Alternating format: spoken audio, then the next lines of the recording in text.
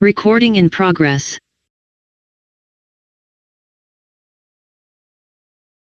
Yeah, good morning, everyone. So, last session we discussed about working with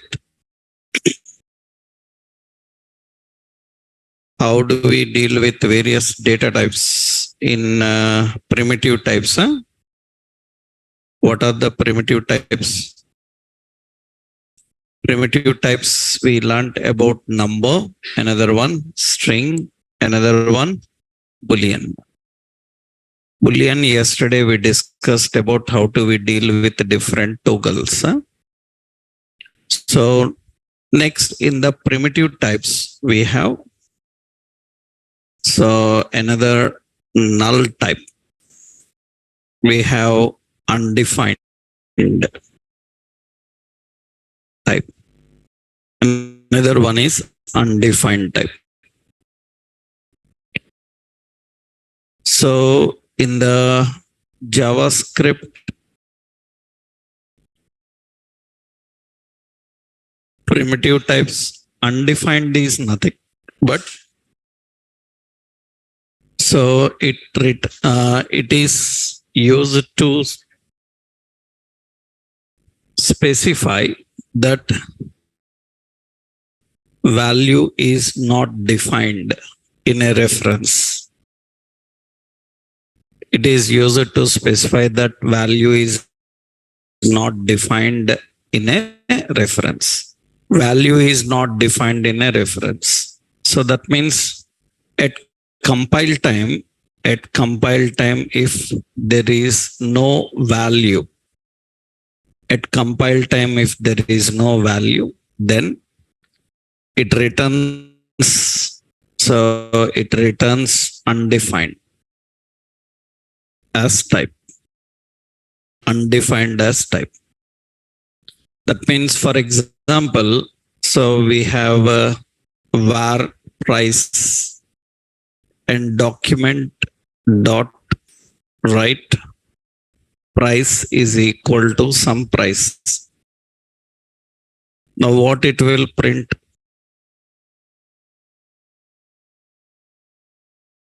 There is no value in price. Then what it will print? That is what the concept is. If there is no value, it will print undefined. It is going to print undefined. So if value is not defined, then it is going to return undefined. Undefined indicates that there is no value. How to verify whether value defined or not? To verify whether value defined or not, you can use a condition. So you can verify by using undefined keyword. That means what you can do, you can write a condition if price is equal to undefined. That means if price is not defined, then what you can do. So undefined is a keyword. By using that keyword, we can verify whether there is a value inside that variable or not. If variable doesn't contain a value, then it will return undefined. By writing the condition undefined, we can understand that there is no value. There is another technique. Actually, I will show you here what is the good technique for this. Suppose we are printing some details.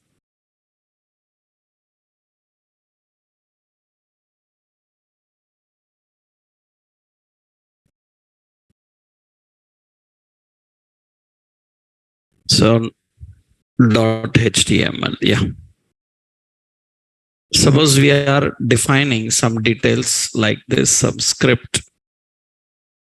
So we have var and we have price and the document dot write. So price is equal to whatever price is. Now you can see there is no value in that price. If there is no value, it is going to return undefined. Price is undefined. We should not print the price. If price is not there, we should not print. If price is there, then we have to print. Then how you verify that? How you are going to verify? So we can do like this. We can write if price is equal to undefined, then just put a message document dot write price is not defined like this. Otherwise, you can print that price. That means now undefined is a keyword which will verify whether the value is there or not. If value is not there, it will not print. If value is there, you can initialize value or we can assign value.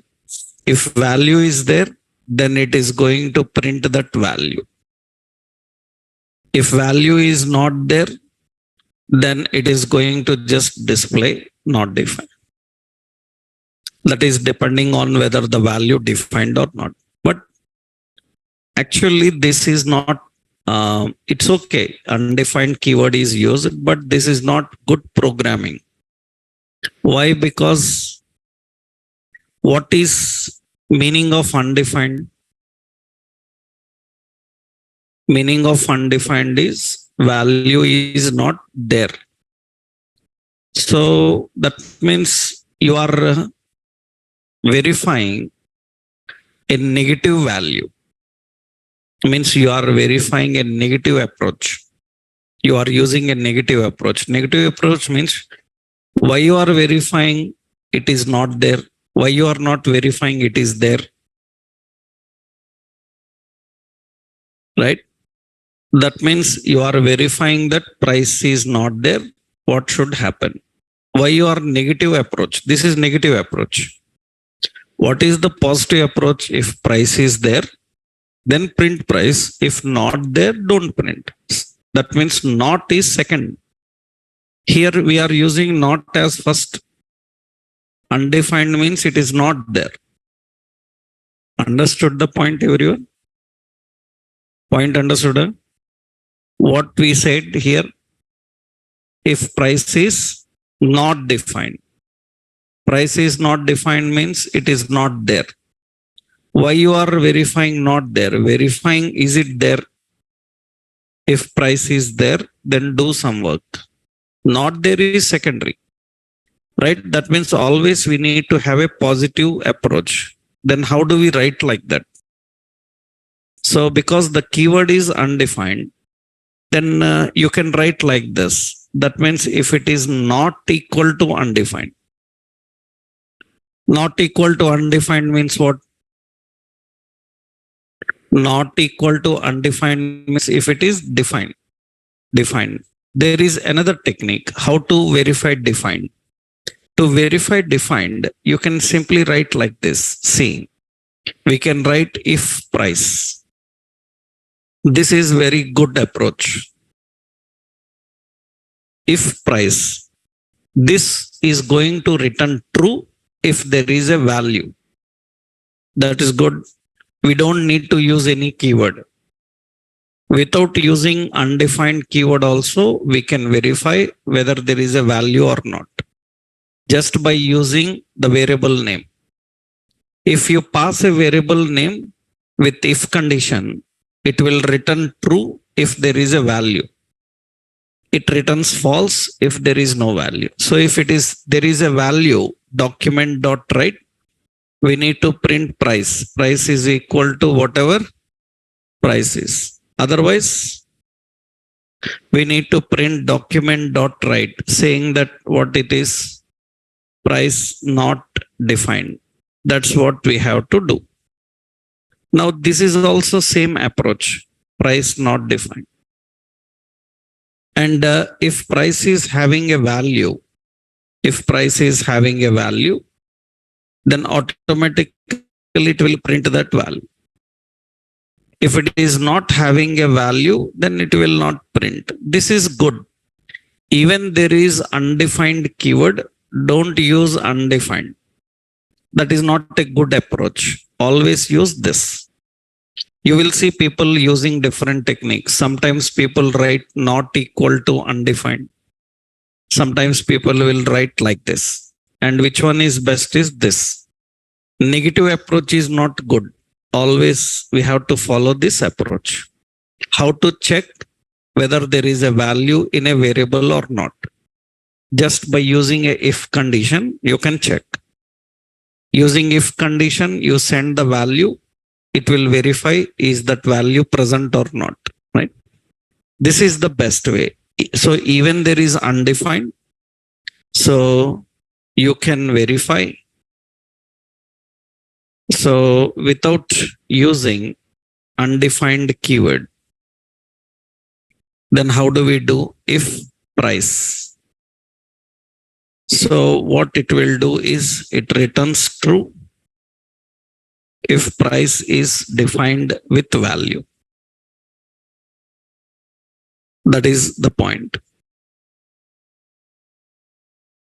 This is the example for that. It returns true if price is defined with value.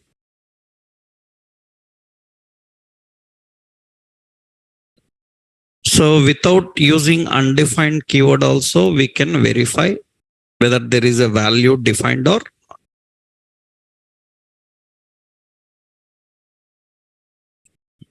right. So next important is here when you are dealing with this one regular question asked in interview is what is difference between undefined and not defined. So what is difference between undefined and not defined? Are both same? Both are not same. Undefined is different, not defined is different. What is difference is actually undefined is verifying value in reference. Not defined is verifying the reference. That is the difference actually. For example, where x equal to 10. Just a syntax example I will give. Suppose where x equal to 10. We are defining x equal to 10. Now in this, and I am writing document dot write x equal to the value of x. In the next line, y is equal to the value of y. Like this we are writing. Now what is the value of y?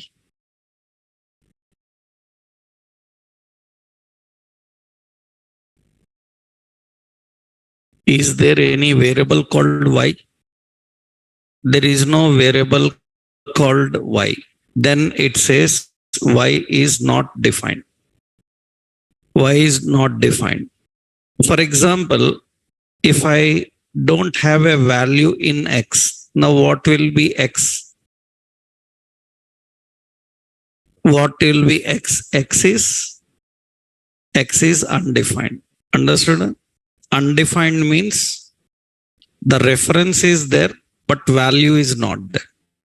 Not defined means a reference at all not there, but you are trying to use it.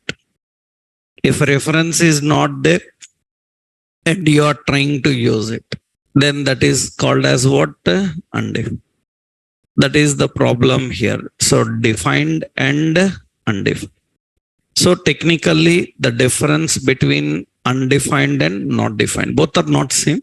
Not defined means there is no reference at all, but you are trying to use. Undefined means there is a reference, but there is no value inside, right? That is the difference. So undefined is related to value and not defined is related to reference. You can see that here. Suppose I'm opening the inspect and in the inspect, so I am using here the console. Okay. Now here, if I don't enter price, let's remove this. So where A is equal to A is equal to some 10 document dot write A is equal to whatever value in A and B is equal to whatever the value in B. Now immediately it will show an error saying that B not defined. B is not defined. Suppose if there is a value in B where B is there, but value is not there. If value is not there, then it will return undefined. B is undefined. So reference not there, then it is going to return what? Not defined. Reference is there, but value is not there, then it will return undefined. Right? That is the difference actually. So this is undefined. Undefined is very important to verify whether there is a value or not. Right? Next important is so null type. Null type. Again, here there is confusion between null and undefined actually. So null specifies that there is no value in a variable. Then undefined also same. Undefined also says that there is no value. Then what is difference?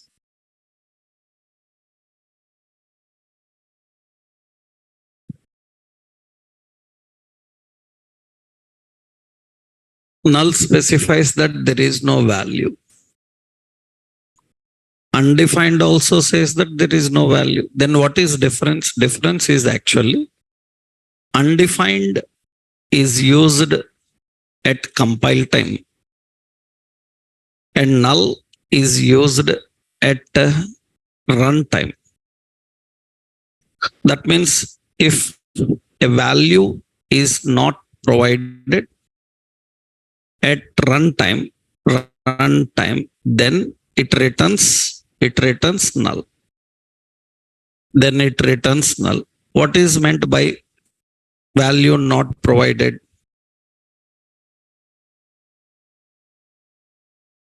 At runtime, value not provided at runtime means, for example, we declared var and a. Into that we are writing prompt. Enter value for a. Now when this value is supplied, when the value is supplied into a, currently we are using prompt now. Prompt will work when? At runtime. Runtime means when you run the program. That means at runtime in the browser, it will show a pop-up window. In that window, it will ask enter value. That is runtime. If I don't give prompt, then at compile time, it will verify that there is no value. At compile time, if there is no value, what compiler will do? Compiler will put undefined. At runtime, if there is no value, then what it will do? At runtime, if there is no value, it returns null. Already we learned this. While learning about prompt, I given an example.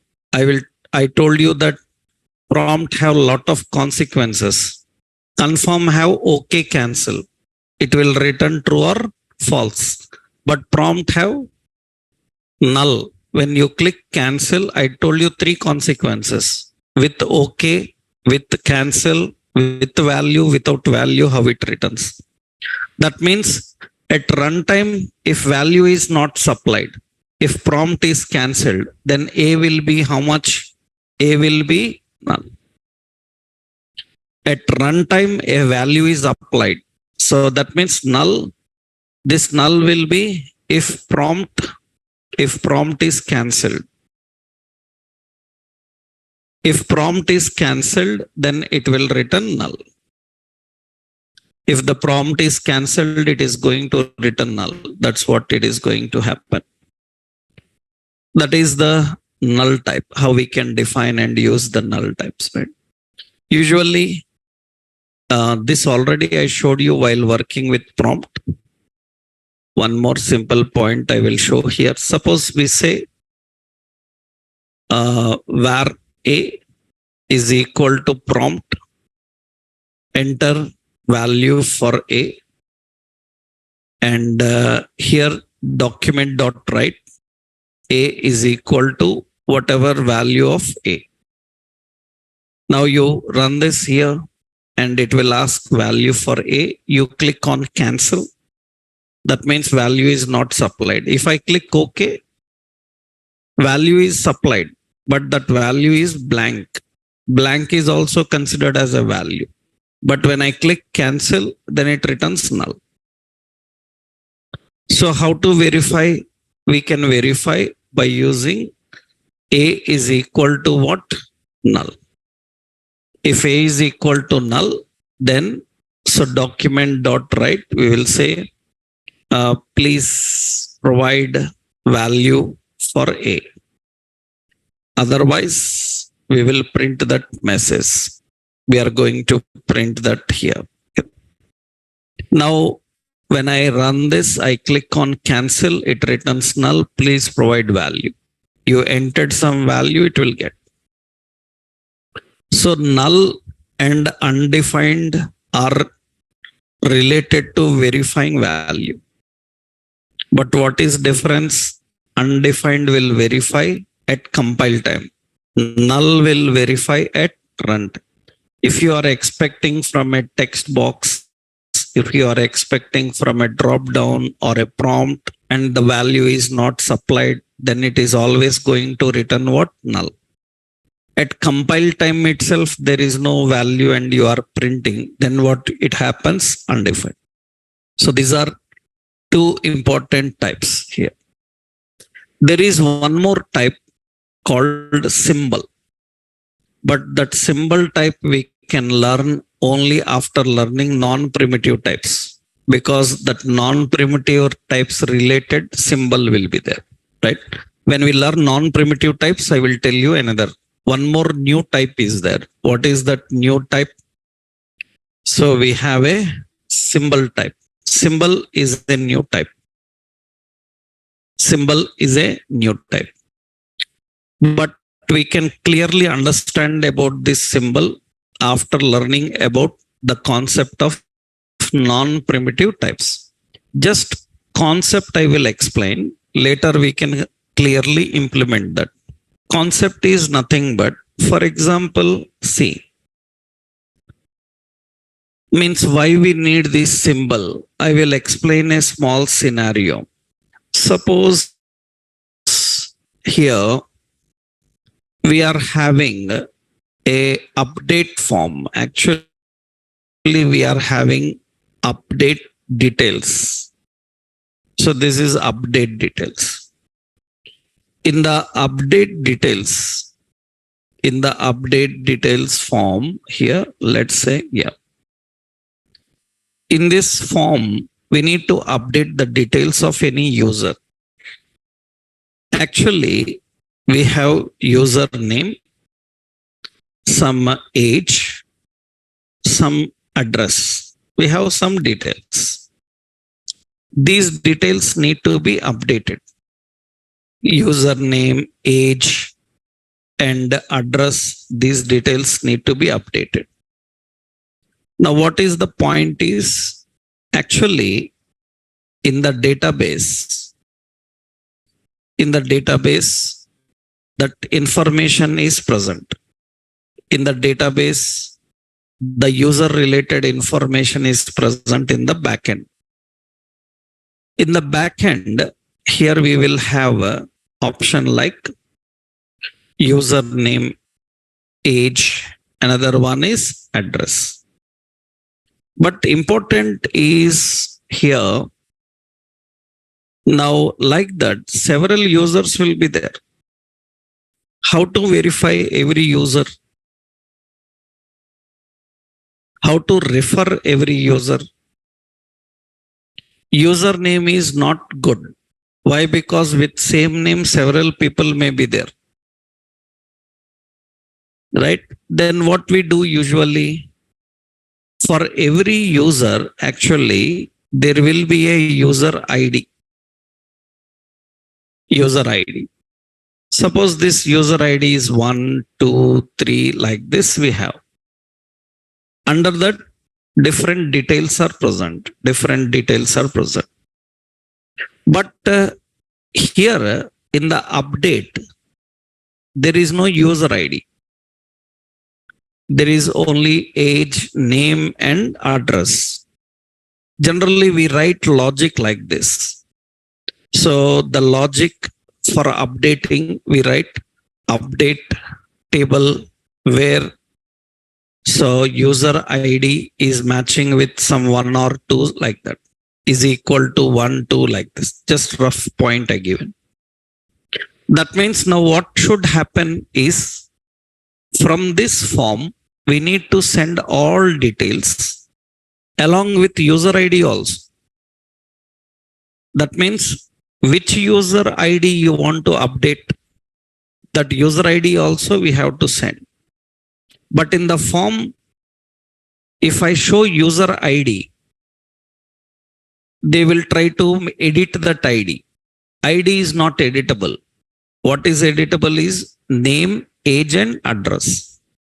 That means in the form, I don't want to show ID, but it should be submitted from form. How? In the form, there will not be ID displayed to user, but it is submitted. From the form, user ID is submitted. In the form, user ID will be there, but that user ID will not be displayed. How you can keep any details in such a way that they are inside the form, they are submitted by the form, but they are not displayed in the form? There is one technique for that. Technique is actually when we design a form, in that data list, data term, we have user name and we have text box. Input type is text. And here we have user name. Name is what? User name. By default value is some John, like this. Another data term is age. So like this, I define two details. Input type is number and name is age. Value is 22 something. And there is a submit button. So update. Now what should happen here is in this, user can modify these details. Username, user can change. Age, user can change. But when he updates, only these two details if we send, server cannot identify. Server don't know whose details you are updating. Then we need to send user ID. That user ID should not be displayed, but it should be submitted. Then we have a technique called, what we do is, here in the data term, I am adding input type as hidden. there is a hidden field in form. This hidden field will have the value. Value is user ID. It will have a name. Actually, this is ID is some 2. And it will have name as user ID. This is user ID. And you will see that in the form, there is no user ID. In the form, there is no user ID. But when I submit the form update, then it will submit that user ID. That means in the form, it is not displayed, but it is submitted in the background. Actually, every edit form, update form will be like this one. So many fields are not shown to you, but they are used. They need to be submitted, but they are not shown to you. Right? How they can submit any information without showing to us? For that, they use an element called hidden. So what is the purpose of hidden field? The purpose of hidden field is it is in a form, but it is not displayed in the form. It will be submitted by the form. That means it is used by the form, but not by the user. So it should be available, but it should be hidden. It should not be displayed, but it should be independently used. Independently, we have to use it, but collectively, it should not display. That is the concept of symbol. Actually, symbol is there in JavaScript from beginning of JavaScript, but it was being used by software architects who are building libraries, not ordinary developers. Recently, what they have done, recently they thought that this symbol type will be good for general people also to use because it will give a unique identifications. Then we will make it available to all. So that means JavaScript made this symbol available to general developers from recent version. Before that, they were using this symbol internally. So many things are internally used which you don't know. Right? For general developers, that is not provided. For general developers, we don't provide. So we will provide general developers with only limited options. Suppose I told you some string functions. Actually, hundreds of string functions are there. They are not all required for you. And even some are not available for you. But there are some string functions which are used internally by architects. Those functions are not even available to use outside. That means only some are provided to you, some are completely hidden. Right? It's like that, this symbol is also, it is not a new invention. It is like a discovery. You know difference, na? Invention and discovery. What is difference? What is difference between invention and discovery? Discovery means it is already there. You don't know about it. Suddenly you know about it. You discovered it. But you haven't invented it. Already it is there. Right? That means it is already there. But we are now using it very well. That is the symbol type. Actually, it is a new type provided to developers by ECMA, provided to developers by ECMA from ES6 version. From ES6 version. It is used to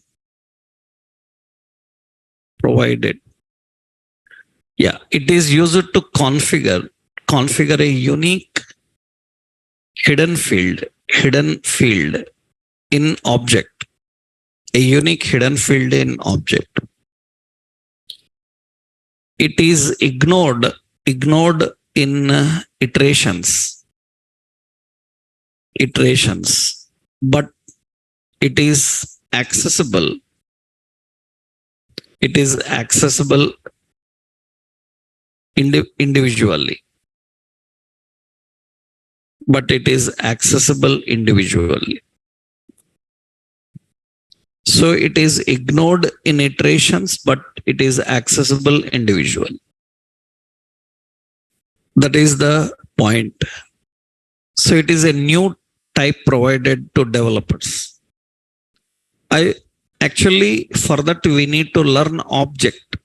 As of now, we don't know object. Next level we will discuss. That's the reason I said this is good to understand after learning non-primitive, but just I will show one example. See here. Suppose I am creating, I will copy this example also for you. This is example for hidden field in form. This is example for hidden field informer. Similarly, symbol also works. I will show you. Actually, we have where product. Later you will learn, temporarily see, product is an object. It contains a block. So it is called object. In this object, we have name, that is some TV. We have price, and that is some price. We use a comma as separator. We have name and price. And we are using some logic for where property in a product. We are reading every property of product, document.write. We are printing property. This you will learn later. Just observe that. Now see here. I am writing a small logic to read the properties. How many properties are there? 2 properties are there in the object. What are those?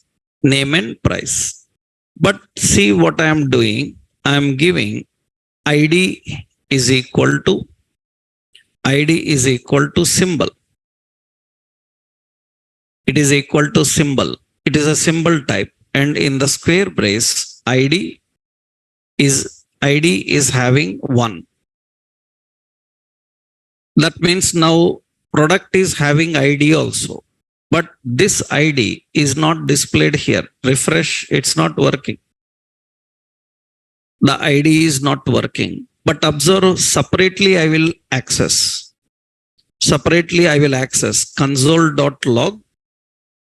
Console.log product of ID. I am separately accessing ID. I will just print here ID is equal to, okay. And this we need to access product of ID. Separately we are accessing that. Observe carefully now here. I will inspect. Let's go to the console. In the console refresh, you can see ID is there. In the background, ID is working, am I right?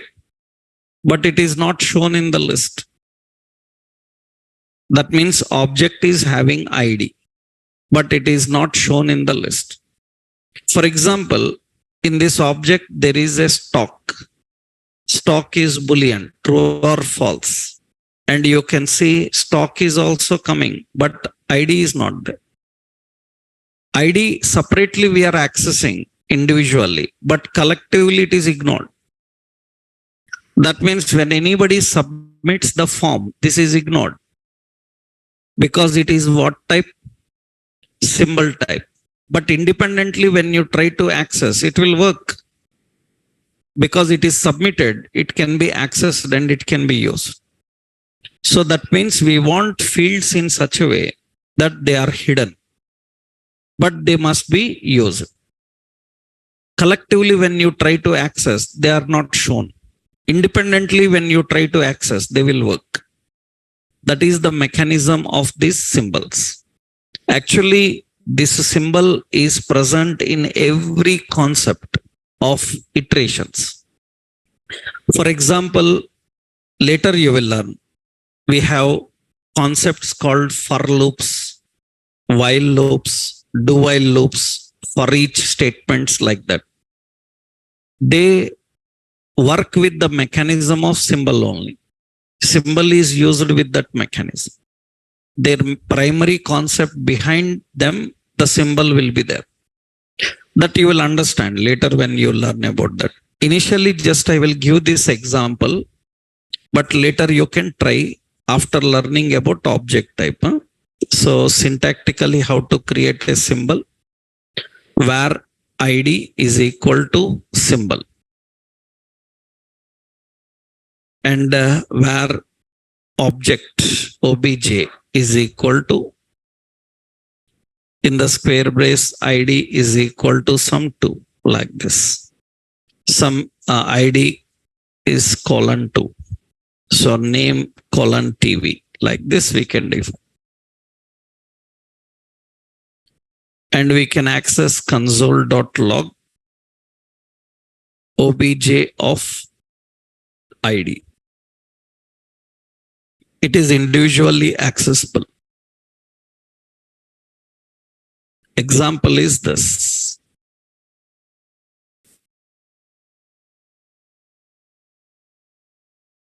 So this you will able to clearly use and understand after you know about the non-primitive types, right?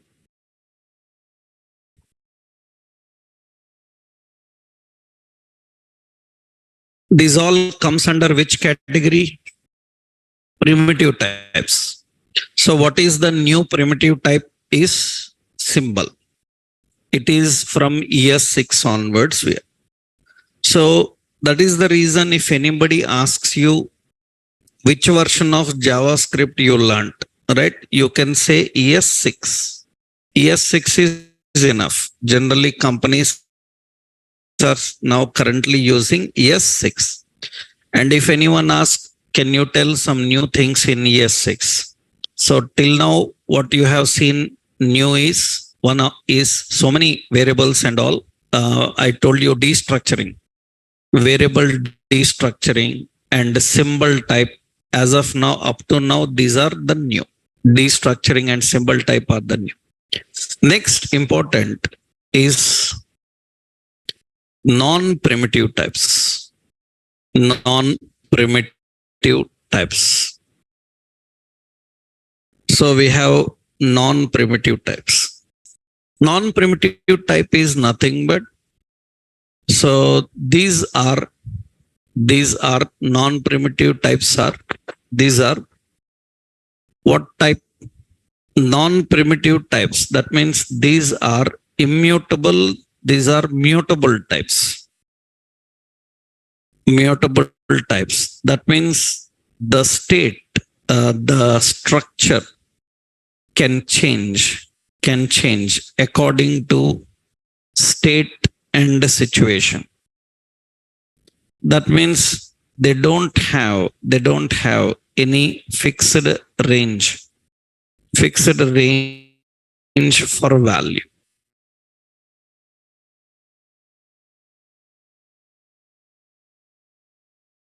They don't have any fixed range available. And very important,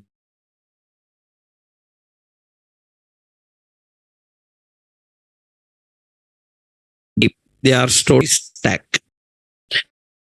Memory stack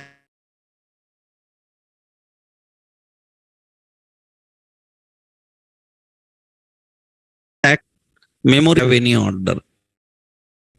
Data is stored in random and you can access in random. You can access. However, we can keep in a sequential order. But memory heap means there is no order of reading. You can read in any order. Generally, memory stack means we have to read in order. And what is that order? The last value is in, that is the first value that comes out. Right?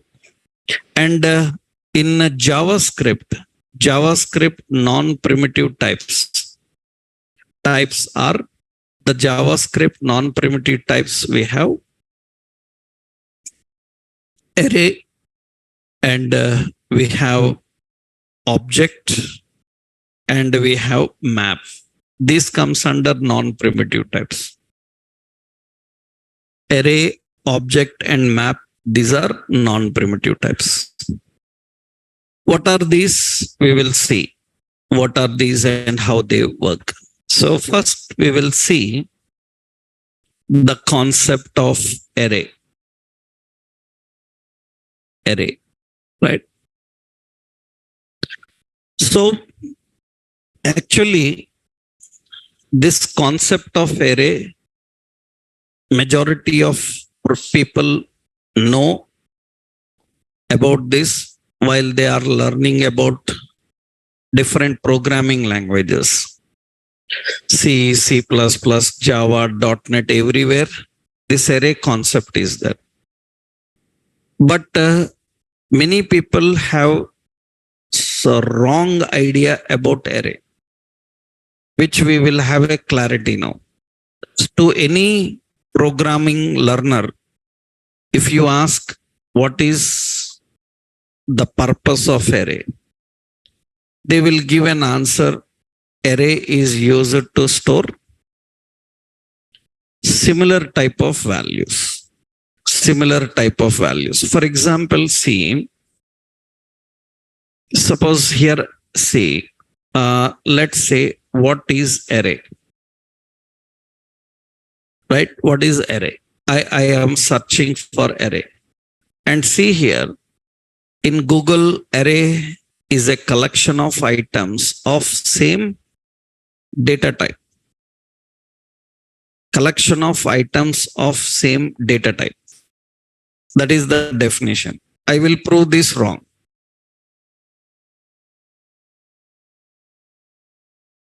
You may ask, like, in Google, it is showing and you are saying wrong.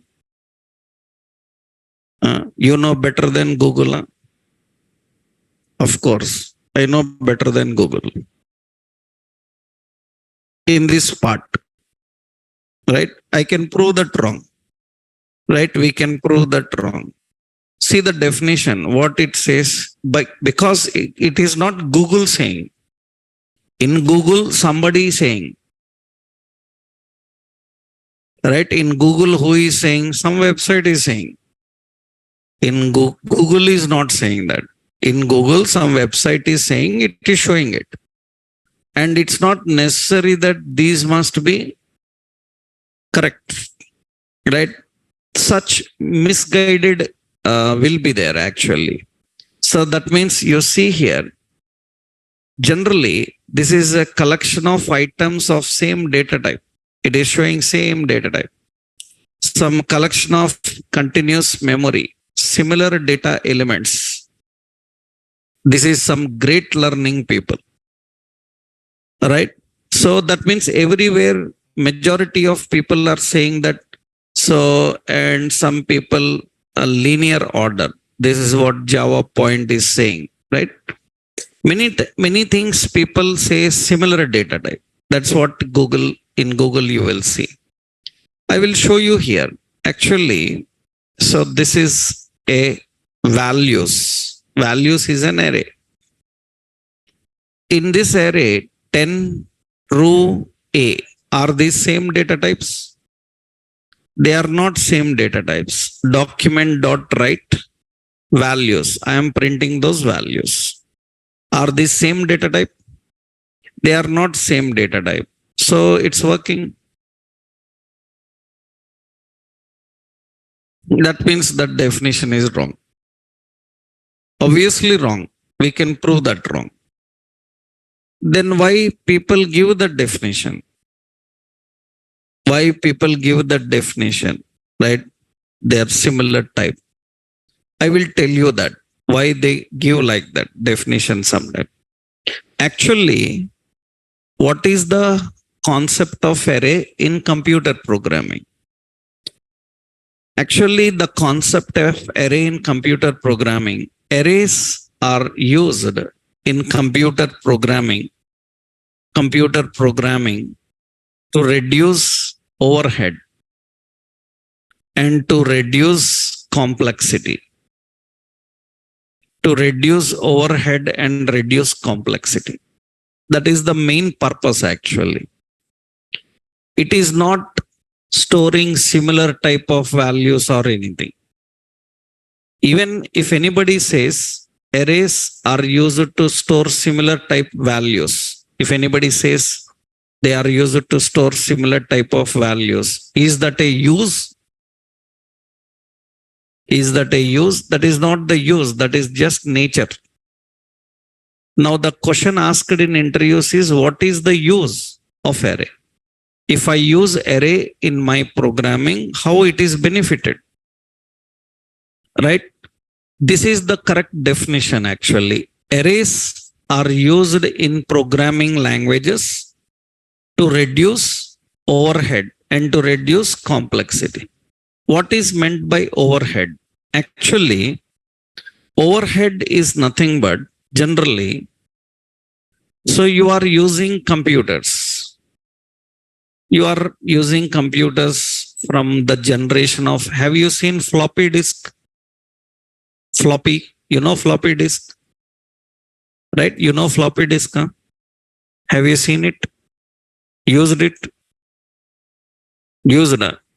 If you used floppy disk means you are not from this generation. Huh? You used floppy disk, huh?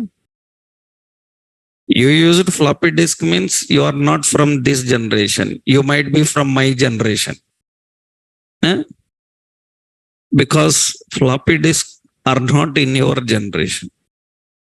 Right? So floppies, that means they are, we started using from floppies and all.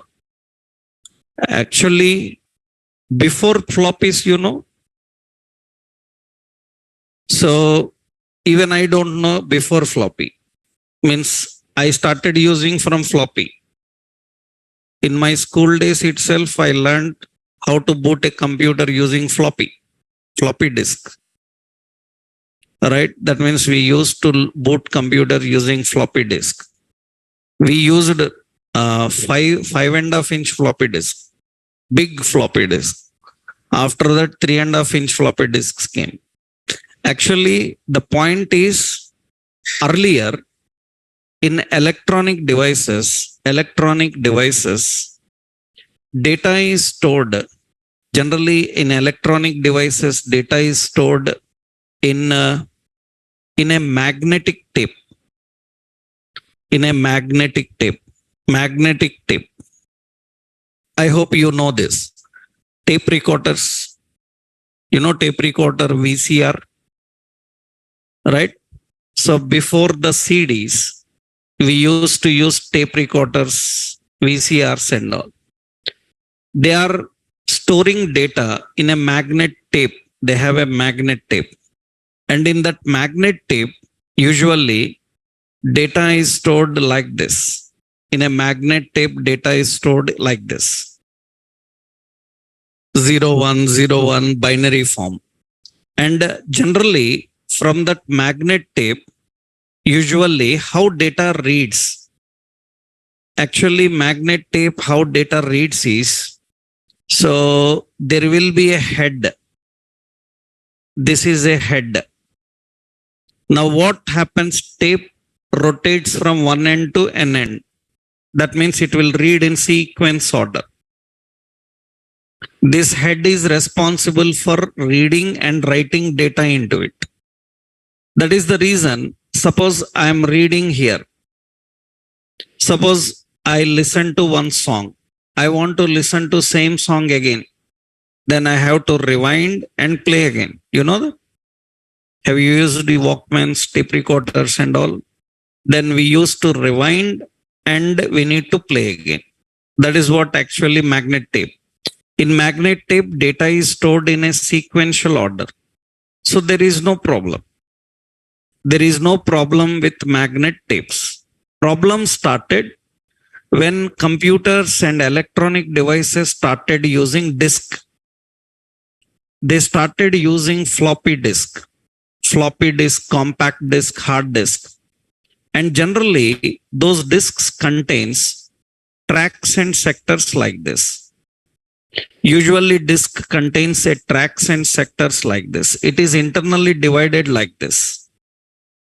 Disk comprises of tracks and sectors like this. It will contain like this. And in this, actually, there will be divisions like this. This is how a CD or a floppy or a hard disk looks like. Internally, they will be having several divisions like this. What many people don't know is in this how data is stored. In this how data is stored. Actually, in this data is stored like this. 1, 2, 3, and 4. That is how it is stored. Not in a spiral way. It is stored in this way. After that, it will be like 5, it will be like 6, it will be like 7, and it will be like 8. That is how it is stored. In this order, it is going to store. Not in a spiral way. Spiral way is gramophone. You know gramophone record. You see gramophone records. In gramophone records, we put a pin that record rotates round and go to the starting and stop. That is spiral. If they want to listen the song, again lift and put that where they want. But here, generally how happens is, I will show you here how hard disk looks like internally. Suppose this is the hard disk drive. This is the hard disk drive internal. Internally, your hard disk looks like this. This is hard disk drive internal. Inside your hard disk, it is like this. Floppy CDs, hard disk work in the same way, right? So actually, in this hard disk, this is this circle. This is called, that is called, we call it as spindle. That is called spindle. Spindle, to that spindle rotates round. To that spindle, this disk is attached. This is the disk, right? The disk is fixed to the spindle. Spindle will rotate round. That means disk will rotate round. And this is actually, this is called, that is actually read write arm. That is called read write arm. And you see read write arm is fixed. It is fixed here now. It will not move from there. And then how it moves? How it moves? Can you see it and tell how it moves? Actually, it will move like this. Understood? It will move like this, na? Am I right? Like viper. It will move like this. Left to right. It is fixed there. That means disk is rotating round and it is moving like this. This disk is rotating round, na? It is rotating round. Am I right? Disk is rotating round and this is moving left, right. That means it reads the data in this order. How it reads the data? It reads the data like this. Suppose 1, after that what? So after that it will be like 2. After that it will be like what? 3. Like this it is going to read. That is the order how it reads. It's not in a spiral way. It is in this way. This is the nature of even CDs and floppies and hard disks. If you have your laptops with a CD tray, open that CD tray. You will find that spindle in the middle where you fix the CD. And just see the attachment. You will see a laser light below that spindle. That laser light can move like this. That means CD will be rotating round and laser light will be moving left and right. You can observe that if you have a CD tray in your computers. That is how actually CD or floppy or hard disk works. Now, what is the problem in this? The problem is nothing but, what is the problem in this is actually, the problem in this mechanism is, so that means there is a read write arm here. Am I right? There is a read write arm. What this arm is doing, it is moving like this. It is moving in this way. That arm is moving in this way. Now what happens is, suppose here in this place at 5 place, it left empty. That 5 place it left empty. Right? What happened is, it saved 876. After that stopped. There is no more data. Then after that, next it goes here, it will store some data like that. Next time when it comes here, you can see that it will see that there is 8, means already data is there. Then it will not continue. It will go to next. Then what will happen? That place of 5, where we have 5 earlier, that place is empty always. That means there is place, but we cannot use. That is the reason in your computers or in your phones, you have space, but sometimes it says memory is full. Right? So why it says memory is full if there is some space? Right? It says memory full even if there is space, because it is unable to utilize the unused space. Because it cannot jump to directly 5 position and store. This problem is called as overhead. Do you know, to overcome this problem, earlier people who use computers, what they do is, every few days, every weekly once or every few days, what they do is, they go to their programs, they have an option called disk defragment. There is an option called disk defragment. They open this option, disk defragment. Disk defragment. Disk defragment. This option they will open. After opening this option, they will run the defragmentation. What is defragmentation is nothing but all unused sectors, it will move one side. All used sectors, it will move one side. Then again, space is adjusted. Why you people don't know about this? Because for you, what latest versions are doing, they are internally doing this. People who are using Windows, like operating system from several years, before Windows XP, before Windows 7, before Windows 7, we have Windows XP, Windows 98 and all. At that versions, in those versions, we used to use this command every few days. If I don't use this command for few days, then automatically my computer starts saying memory full, memory full. But actually there is memory. Why currently you people don't know about this? Because this option is frequently running. That means automatically, weekly once, this is working in the background. In all your computers, it is working. You do one thing, go to its settings and disable this for some time. Disable auto update. When you disable auto run, now after 3-4 days, you will see that your computer starts saying memory full. Why you are not facing that problem currently? Because currently this option is working in the background for you. Every few days automatically it is working. Just like you see in your mobiles, you have auto update on. You can set auto update off. If auto update off, even updates comes, it will just alert you, but it will not update. If you set auto update on, then it will update. Same thing here.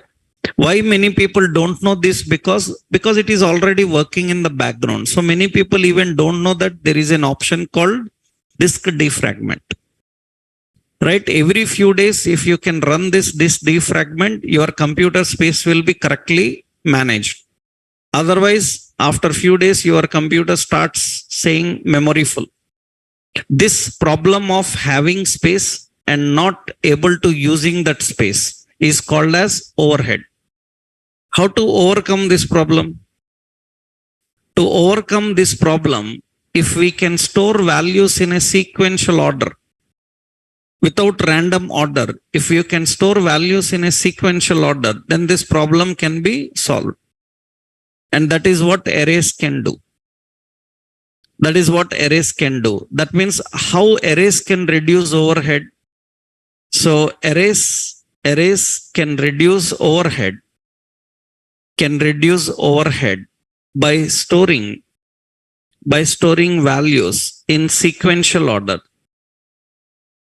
By storing values in sequential order.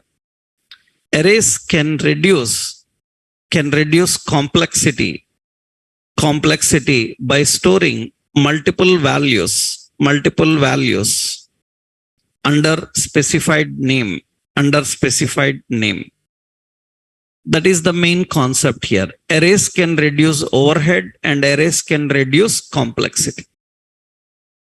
Arrays can reduce overhead by storing values in sequential order. Arrays can store values in a sequential order. That is the reason they can reduce overhead. They can store many values under one name. Due to that, you don't need several names. It will reduce the complexity. Then why in Google several people have given such definition? Actually, very important, array can store various types of values. Arrays can store different types of values. But few technologies cannot allocate different types of memory in sequential order.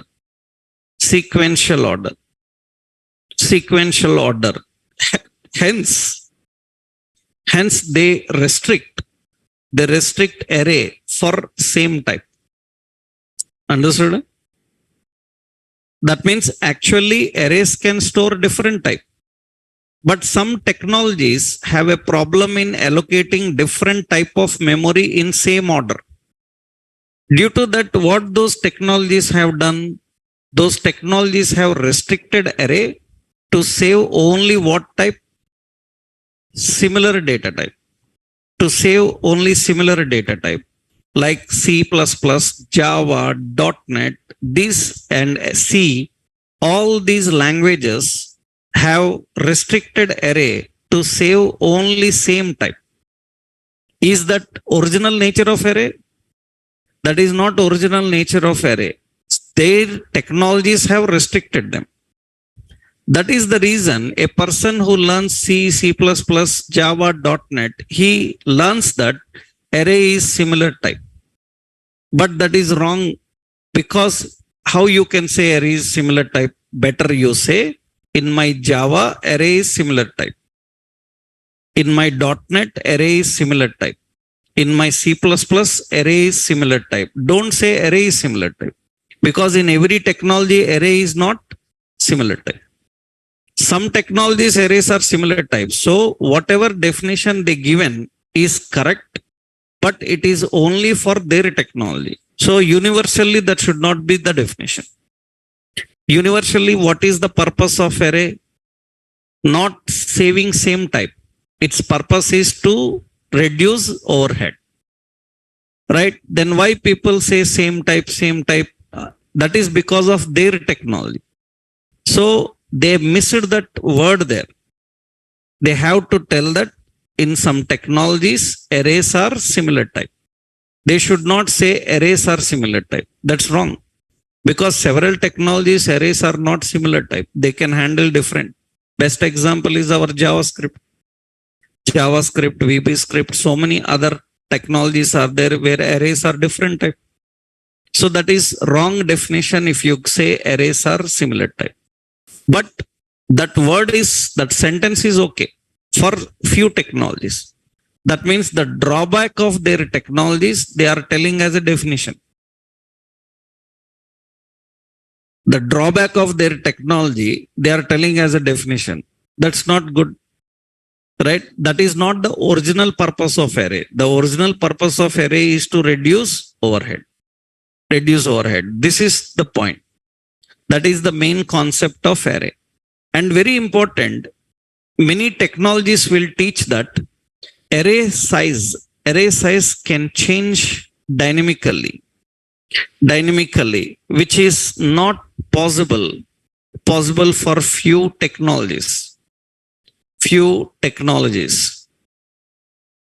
Again, they will tell that means Java, .NET, C++, C programming people will tell that array size cannot be changed dynamically. They will tell that point, array size cannot be changed dynamically. So that means, can we change the array size dynamically? Yes, we can change. Your technology have problem. Why your technology problems you are implementing on me? Right? That means array size can change dynamically, but some technologies can't do that. That's why they put a definition that array is similar type with fixed range. They cannot change dynamically. They can change dynamically. For example, see what does that means also. This is different types.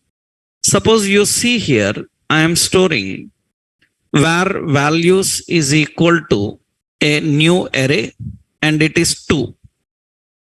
Values of 0 is equal to 10.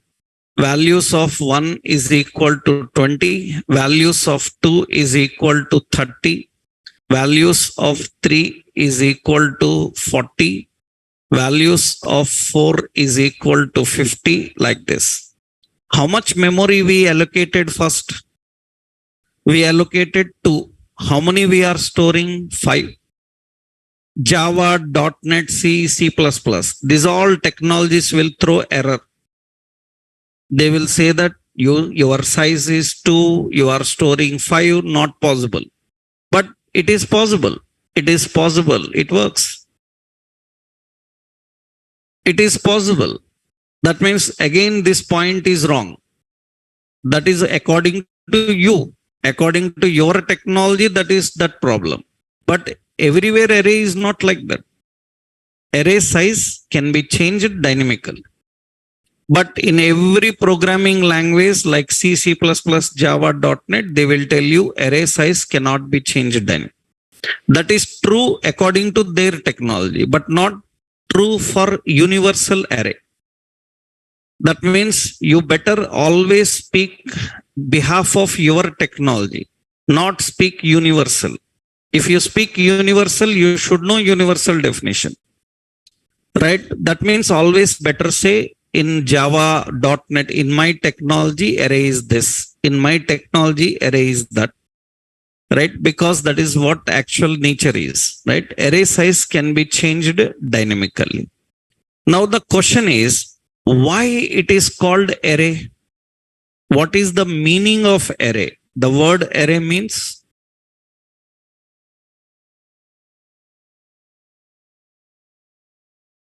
what is the meaning of the word array?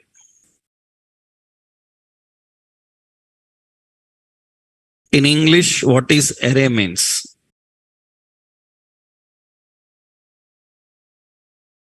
What is the example of an array in real world? Why it is called array? That means I will tell you in real world what they do. Suppose you see, I will search here, Casio keyboard, some Casio keyboard. These are the images. This is a Casio keyboard. Suppose this is a Casio keyboard we are having. That's the keyboard we are having. Casio keyboard we are having. Generally, do you know what people call this? They call array of keys. It is an array of keys. Array of keys. Even your keyboard is an array of keys. Array of keys. Array means they are arranged in sequential order. Am I right? They are in sequential order. Will you use in that sequential order? Will you use in sequential order? No, you can access random. That is what array means. It is a formation sequence which allows random. A sequence that allows random. Array means a sequence that allows random.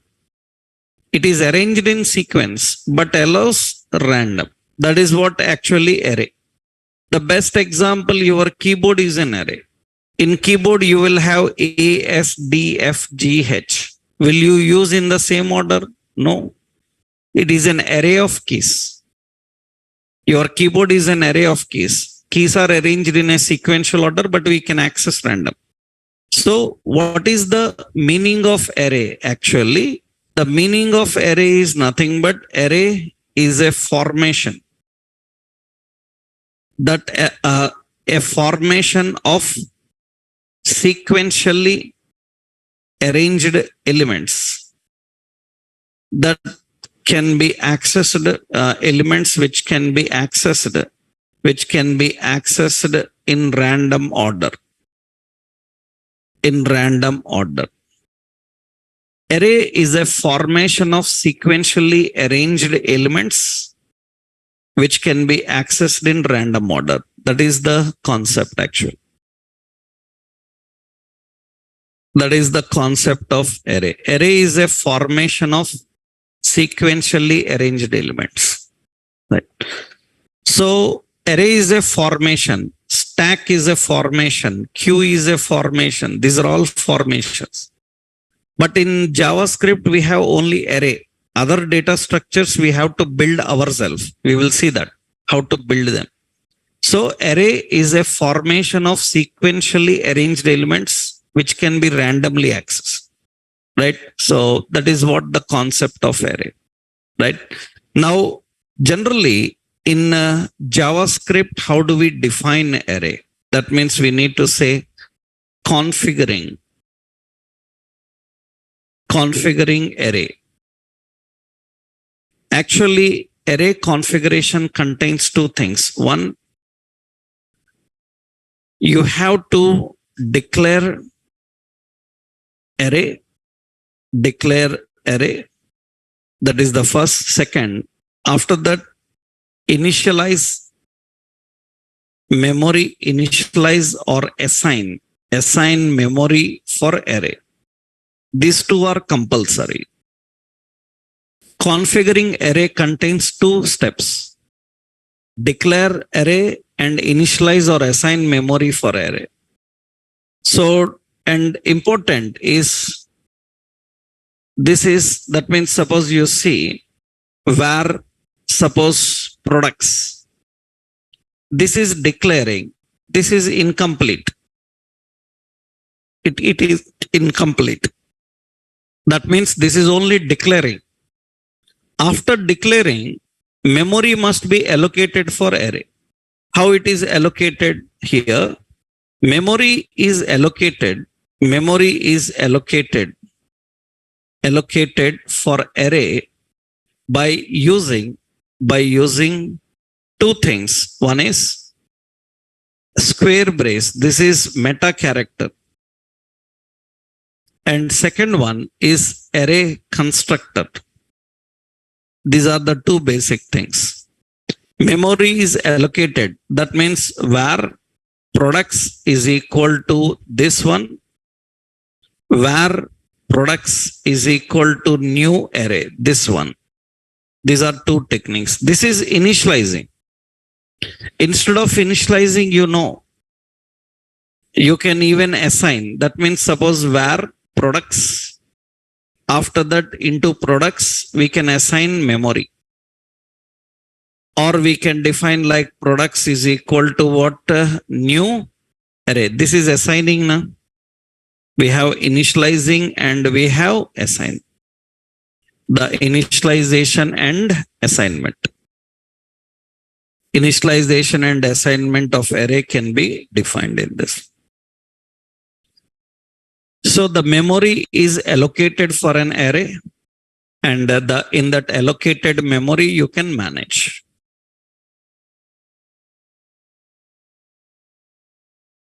So this is the concept, how we can configure the array and how we can define.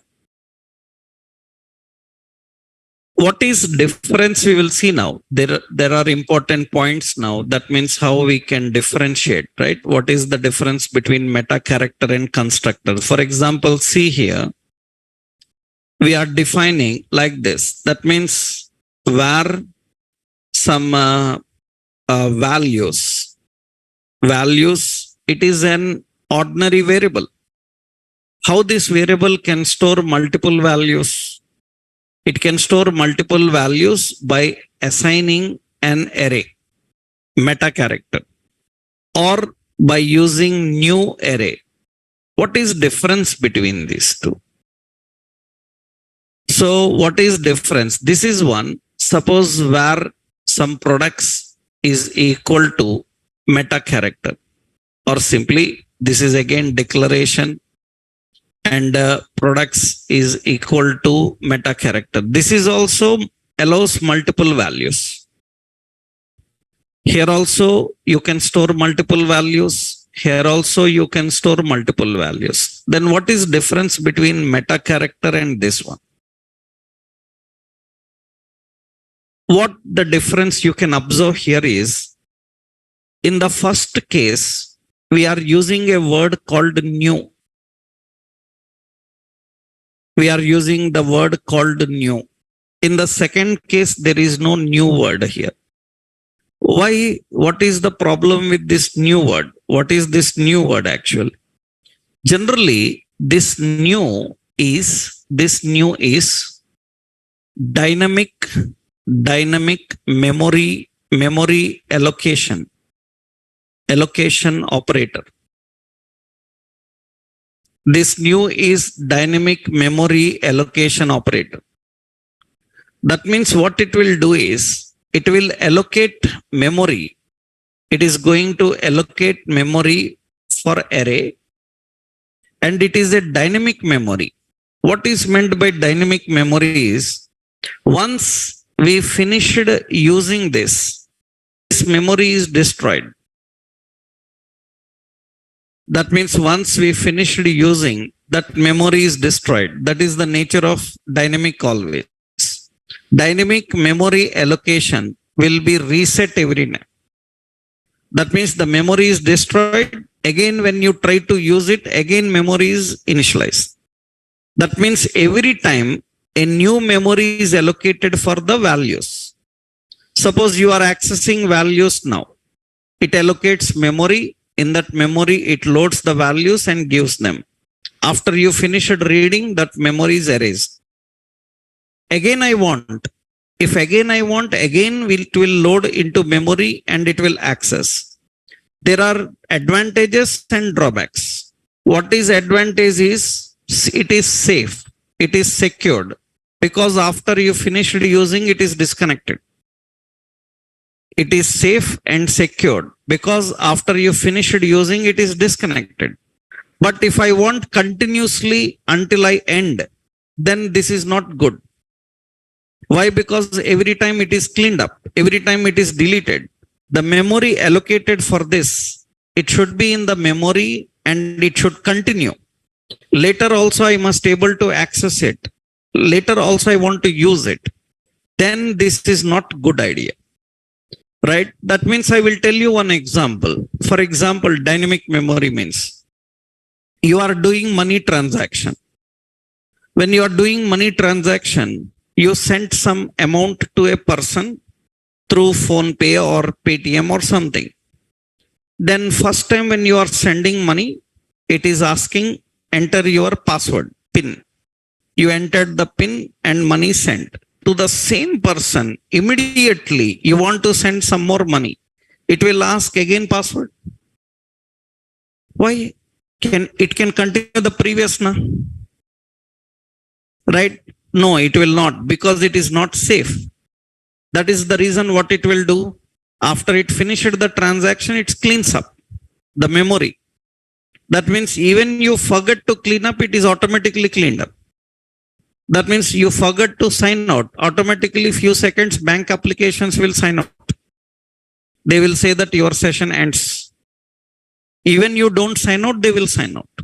That is security. These are all dynamic. Static means what? For example, you opened Gmail. In Gmail, you logged in. After login, 10 mails are there. Now imagine if it is dynamic login, every email you have to log in.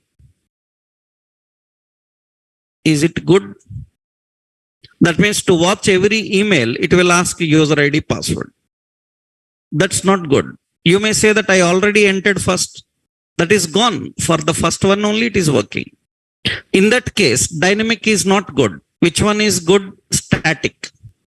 Static is good. Static means memory is allocated and it is still there in that. It will be used by others. What is problem in static? It is not safe. It is continuous memory, but it is not safe. Why it is not safe? You close browser and go. Somebody opened browser and entered Gmail. Your account will open. That is not safe. That means depending on situation. If you want continuous usage, then better use which one? Meta character. If you want dynamic usage, then better use this. Depending on the situation, we use. That means what is difference between them? Difference is nothing but, so new is dynamic memory allocation operator. New is dynamic memory allocation operator. It resets. It is discrete in access. Discrete in access means disconnected in access. And meta character. So this meta character is a static memory. So that means it is connected. It connected in access. Connected in access. That means continuous memory. Continuous memory. It is continuous memory. That is not disconnected memory. The memory allocated will continue for until you end it. That is why depends on the situation. If you want a collection, so with the continuous memory allocation, then better go with meta character. Otherwise, use array constructor. Both are same arrays only, but the memory usage will be different, right? Depending on the situation, we need to configure that. That is configuring array. Once you know configuring array, now the point is how do we store values into array? How we can read the values from the array? How we manipulate the array? That is very big concept that we'll see tomorrow. Right? In tomorrow's session, we will start working with some examples on this array concept. Right? How do we store? How do we read and handle them? Right? Tomorrow we'll continue with that.